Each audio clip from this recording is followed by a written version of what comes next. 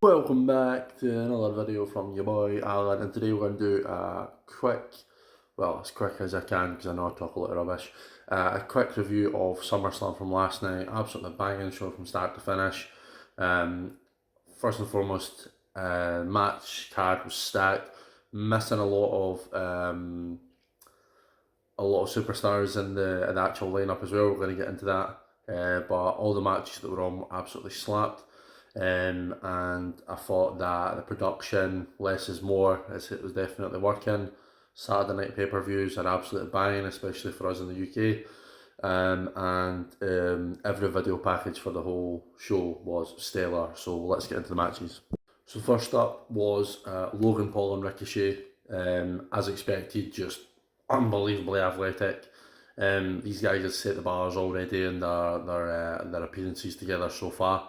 So it was fully expected they would try and raise the bar, and they absolutely did. Some of the spots in this match were incredible. Spanish flags on the floor, the sort of buckshot Larry over the top rope to the outside from Logan Paul was just astounding. I actually kind of prefer the finish that it was, because it was a coming out party for Ricochet in terms of a main event match. I think he'll get more from that, and it also gives Logan Paul a bit of a win because he had a few big losses in there. Furthermore, I think that Samantha Irvin, good involvement from her, but I also wish she could MC throughout the entire big show, because I just don't think that Mike Rome hits the spot. Samantha Irvin all the way. Great match to start the show. Brock Lesnar versus Cody. What can you say? These two are elite of elite. Quietly coming together to create one of the best trilogies in WWE in terms of storytelling, match quality, match story, just brilliant. It kind of went as you thought it would be, the heart of Cody versus the destruction and dominance of Brock Lesnar, who almost had the most embarrassing ring gear malfunction, a rip at the front rather than the back, but no Johnsons were on show. Great match, loved it. Sets Cody up to move on to more than likely the World Heavyweight title picture. The show of respect by Brock Lesnar at the end was something I don't think many of us have ever seen. So it was really great to see. Really enjoyed it. Side note to this, one of the biggest icks that I've got with WWE just now is them saying there's multiple main events in a show. I get why they're branding it and understand why they're doing that, but if it's not the actual main event, don't call it a main event. Mentioned previously, so much unused talent throughout this sort of SummerSlam window. One of the biggest things was obviously Becky Lynch and Trish Stratus not being put on the show. I think they could have fitted that in no problem. There was multiple promo videos shown throughout the show, probably at least maybe 8 or 9 minutes of videos and recaps and stuff like that. So you could definitely fit in another match there. I know that Becky and Trish deserves much more time than that. That brings me to the Battle Royal. I think it was a stupid Battle Royal. It meant nothing. You could have had Omos clear the ring in 2 minutes and leave the final 3 or 4, give them longer time instead of the rest of the guys. I understand it's a pay-per-view appearance for everyone that was in the ring, but when you've got guys like Alien, AJ Styles, Grayson Waller, yes I am reading this, Cameron Grimes, Tommaso Ciampa, JD McDonough, Sheamus, Nakamura, the US champion, Shafiri, all these guys are just thrown into a battle royal. I think it's really poor writing, lazy writing. I think you can fit them in, yeah, I just think it's a bit of a carry on, really, having such great talent and not able to utilise them all. Obviously, LA Knight wins. It was the obvious winner. Sends the crowd home happy. They get to do their at the end. So yeah, not really much more to say on that, really. Next up was Shayna and Ronda. Felt very sorry for them, really did. We've had instances in the last couple of years through NXT and main roster. They've used fight pits and stuff like that to exacerbate the MMA, level of competition that's happening. Just putting they two in there with no different referee, no different ring. The ring gear wasn't really any different. And trying to have a MMA level contest with no real strikes. Like there was times where Ronda was on top and she was just love tapping shoulders and back, and it was actually quite embarrassing to watch for them. I really felt for them because if they just had this as like a no hold bars match, just beat the shit out of each other, it could have been equally as good. I think that again, this was a match that it weirdly. I don't think people were genuinely cheering. I like Shayna, I have done since she joined NXT, so I'm putting that out there. But I don't think people were actually cheering for Shayna. They just wanted someone to beat Ronda. And there's obviously rumours going around that she is going to leave soon. And, I think it was just that. I think that Shayna winning was great. She should be closer to the main event picture. Her run in NXT is fantastic. But I now sort of wonder, is there going to be any form of hype following her to her next step, especially with how bad her booking has been up until this point? We'll have to wait and see.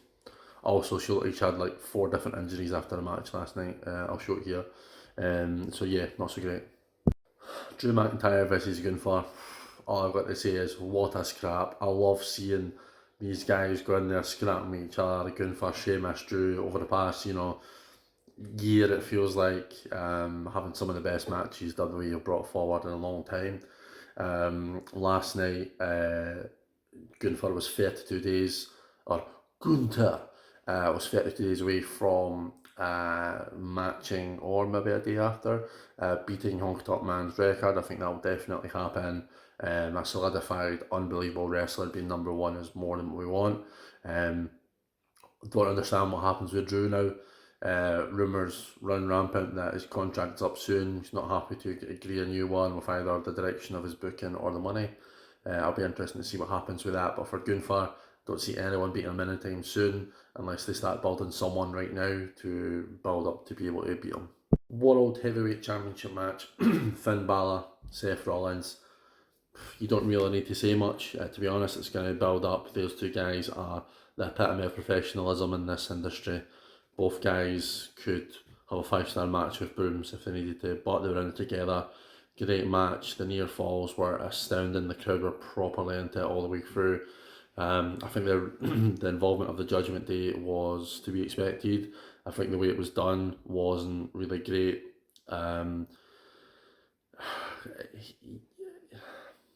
They obviously want to focus on the Judgment Day sort of anguish rather than the Money in the Bank, because like Seth was absolutely knackered after that match, and you had Rhea, Dom, and Priest outside. They could have just jumped in the ring, gang beat him down and cashed in, no problem, even if Finn hadn't joined in. Instead they just let them walk away and stared at each other. What the fuck is that? That ruined a bit of the match for me, just that ending. I didn't like it. I hope Seth has a new fresh run going forward. As much as obviously Cody beating Brock kind of puts him in that place. I don't want to see Seth every week wrestling with a title. I don't want to see the same stuff I've had before. We need something new, because as much as a lot of the stuff I've had has been really good, over the last sort of year to 18 months, a lot of it is repetition. So I want to see some fresh faces in there going forward for the World Heavyweight title. And it looks like Finn will probably be kicked out of Judgment Day, which would suck, but if him and McDonough can get together, I think they could be something special. Women's title match, Asuka, Charlotte, Bianca. Absolutely spoiled it for myself. I fell asleep during the show last night. Turned up today and without really thinking, I opened Instagram and I seen the new champion, and Io Sky, who wasn't involved in the match. I thought the match was really good, some good creative spots. I found it weird that Asuka came out second. I'm old school and I prefer the champion to always come out last. They should have the final grandiose entrance, in my opinion. Unless it's sort of mind games where they come out first and stuff like that. But coming out second of the three made no sense to me.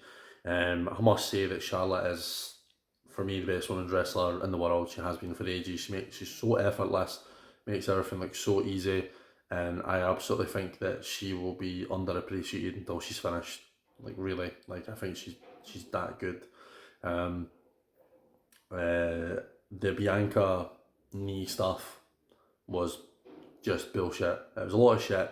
Can barely walk, can help to the back, but then can climb a turnbuckle and use and force to push down a turnbuckle to hit a 450, landing on her knees, and then somehow continue. A lot of shite. Didn't like that finish at all, and I was actually really glad Io came out and cashed in because that soured the end of the match for me. Really happy for Io, fantastic NXT champion. To see the emotion between her, Bailey, and Dakota at the end was really great to see. Kind of teared up a little bit myself, a bit of softy. Um, and it was really good to see, especially with the poetry that is them all returning last year to face up with Bianca, and then a year later, Io has the championship from Bianca, so it was really good to see. Last, but absolutely not the least, the tribal combat. I was hype as fuck for this match. Like really, just the way they built everything up. The Bloodline story is the best wrestling story there has been in WWE. Honestly, I believe so. I don't think there's anything better in my opinion. Rivalries, yes, rivalries, but in terms of stories from start to finish, this is the best one there's ever been. Already hype. The video package got me even more. Jay's entrance, his they talk about the best wrestlers, i.e. people like Roman and Randy Orton, focusing on the little things that adds things. And Jay's character work has shown his emotions, feeling the moment, showing confliction, which is hard to do, has really sold his situation throughout this.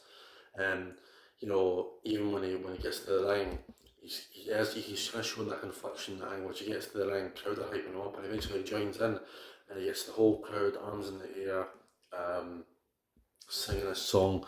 Gets in the ring, you can see he feels amped, and he does this moment where Roman's music hits, and he kind of goes, like it's this realization moment that, oh shit, like I'm here to fight my cousin, and just it's just great, really great storytelling. The match in itself was really great pacing throughout, fast, slow. Um, should be studied for how main events should go, to be honest, in my opinion. Roman selling for everyone now is top tier. Jay's selling as well was fantastic. There's a moment just before Jay spears Roman through the barrier where he's just hit the chair of Solo and Roman, and he looks into the crowd, and again his emotions on his face. It has this moment where it's like a moment of realization. It's, I could do this. I could be the tribal chief. I could become this champion, which was fantastic. Jimmy Uso, fuck you, man. Fuck you.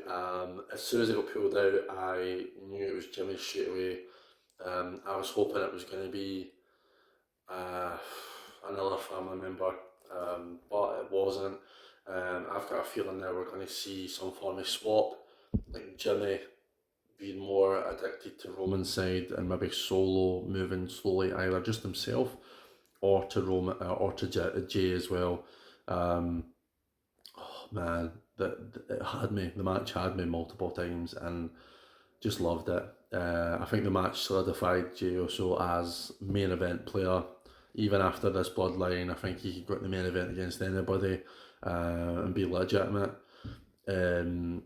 Roman still reigns. I don't really know where it goes from now. I imagine there's still some inquiry into the bloodline, but I hope it continues. If you've watched up until this point, I really appreciate it. I know there's like 8 matches there, so you're like 8 or 9, 10 minutes watching. Probably not, but who the fuck cares? I'm still doing these videos. Overall, thought SummerSlam was great. I feel like they've knocked it out of the park for the last 4 SummerSlams. I'm biased. I was at the one in 2019, which I think is the best show I've ever been to. But I feel like they've been consistently smashing the top 4. Actually, to be fair, I feel like they've continually smashed the premium live events for the past 12 to 18 months. I don't think there's one that I've walked away from thinking that wasn't so great. So yeah, great show. Looking forward to how it goes now. A couple of changes last night. As I said earlier in the video, I hope for some fresh rivalries now rather than rekindling ones that we've already had. But it'll be great to see, and we'll see what happens on Raw. Thanks very much for watching. Please don't forget to like and subscribe to the channel. It helps me get to some goals that I have, and much appreciated. Thank you.